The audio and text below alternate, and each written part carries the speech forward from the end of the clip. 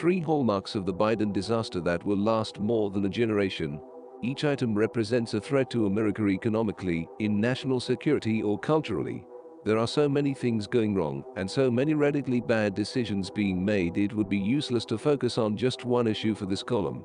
Before we can solve anything, we need to go item by item to understand the insanity, incompetence, and destructiveness which historians will someday write define the Biden disaster. Many of these will show up in future columns. Each item represents a threat to America economically, in national security, or culturally. Many will take a generation or more to recover from or solve.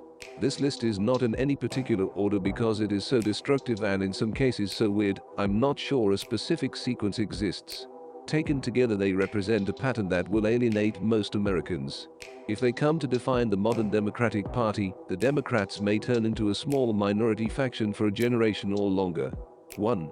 Inflation is out of control and about to get worse.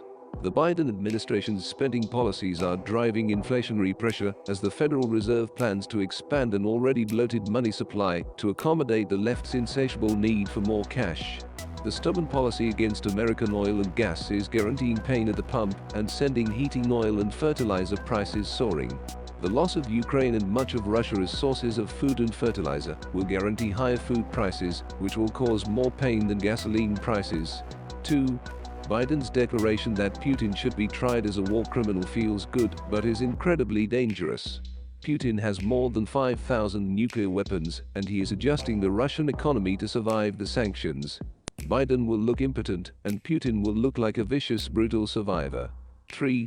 Biden's shallow dishonesty is further exposed by American reliance on Russia to get to a deal with Iran.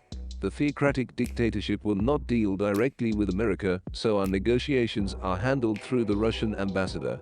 Furthermore, the Russians are demanding we lift all sanctions on their business with Iran as a price for helping Biden get to a really bad deal with the world's leading sponsor of terrorism.